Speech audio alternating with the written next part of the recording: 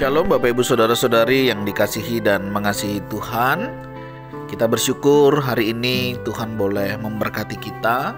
Secara khusus hari ini hari yang istimewa, Jumat Agung. Kita bersyukur Tuhan boleh memberikan kita kesempatan untuk sekali lagi mengingat, mengenang akan karya Tuhan di dalam hidup kita. Mari sebelum kita membaca dan merenungkan firman Tuhan, kita satukan hati kita berdoa. Tuhan, terima kasih. Kami bersyukur di momen Jumat Agung ini, Engkau masih memberi kami kesempatan untuk kami boleh membaca dan merenungkan firman-Mu. Terima kasih ya Tuhan untuk kesempatan ini. Tolong kami untuk kami boleh mengerti, memahami apa yang menjadi kehendak-Mu di dalam hidup kami, sehingga kami tahu apa yang seharusnya kami lakukan. Tuhan, terima kasih. Kami berdoa di dalam nama Tuhan Yesus Kristus. Haleluya. Amin. Bapak Ibu Saudara yang dikasihi dan mengasihi Tuhan, ayat renungan kita terambil di dalam Matius pasal yang ke-27, ayat ke-32 hingga ayatnya yang ke-56. Saya akan membacakan satu ayat di bagian ini, yaitu ayat yang ke-34. Lalu mereka memberi dia minum anggur bercampur empedu. Setelah ia mengecapnya, ia tidak mau meminumnya. Amin. Demikianlah firman Tuhan.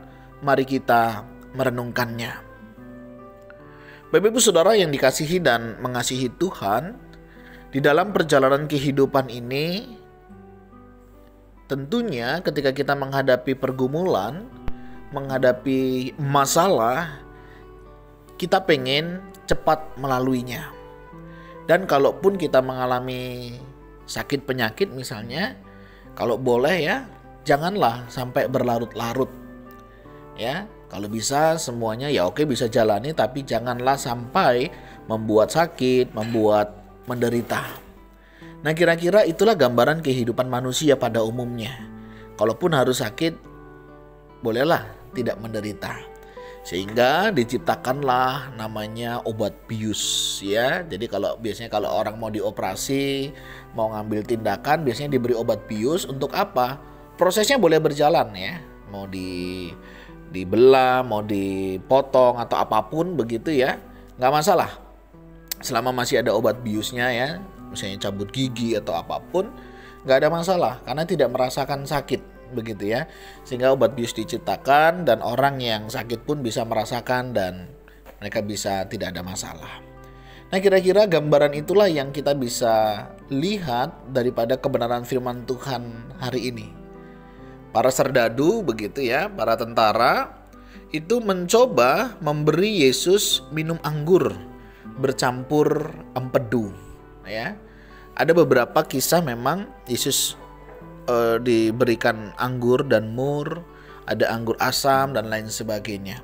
Nah, di bagian ayat yang kita baca hari ini, itu Yesus diberikan minum anggur bercampur empedu.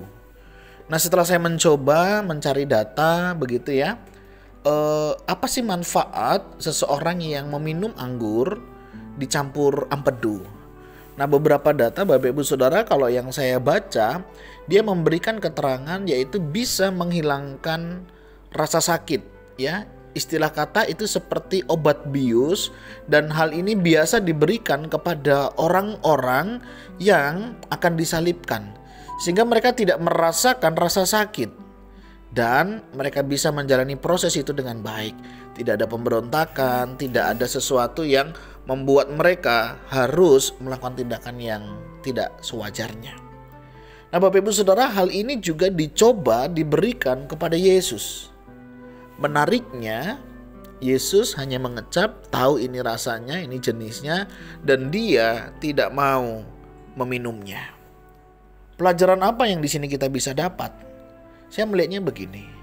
Yesus mau dengan sadar dan merasakan memang resiko yang diambil. Dia tidak mau melakukan, tetapi dia tidak merasakan penderitaan yang sesungguhnya. Kalau saya membaca dan memperhatikan ayat-ayat seterusnya, Yesus itu diolok-olok, Yesus itu dihina, dan Yesus dengan sadar tetap bisa mendengar olok-olokan itu. Kalau seandainya Yesus diberikan anggur bercampur empedu itu tadi diminum, ya secara kesadaran mungkin Yesus sudah tidak sadar. Ya.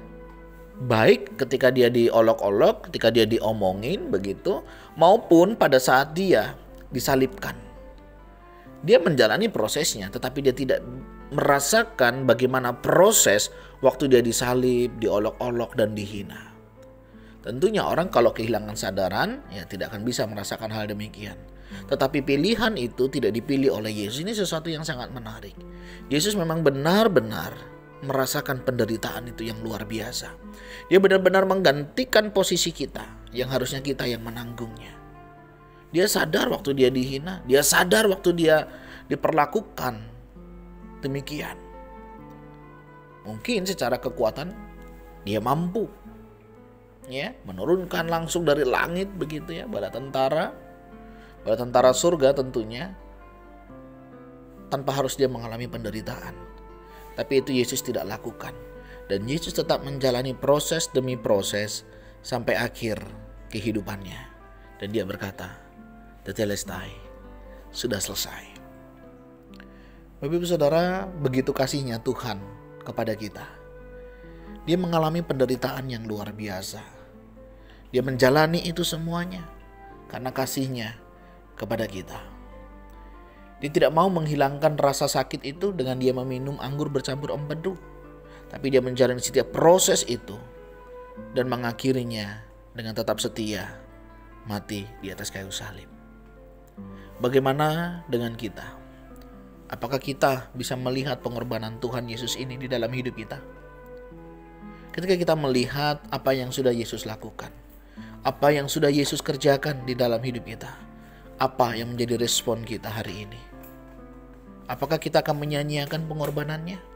Apakah kita akan membiarkan karya salib itu berlalu begitu saja?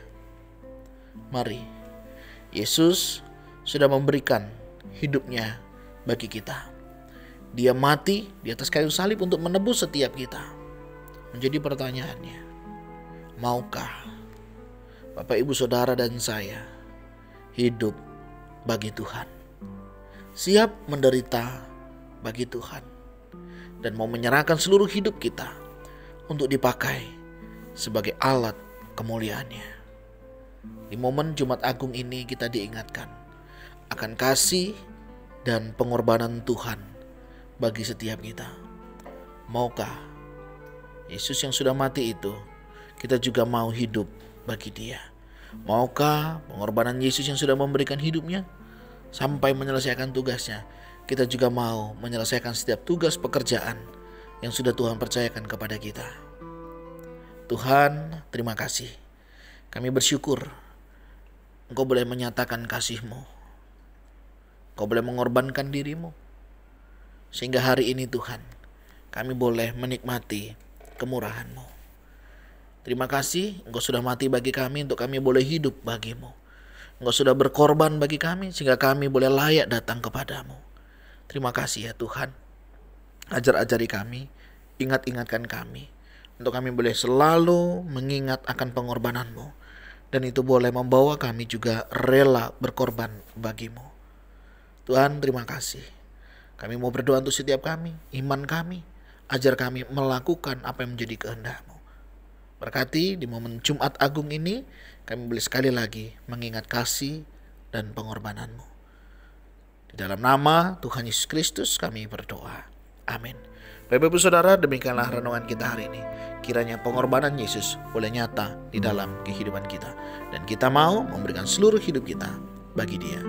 Shalom.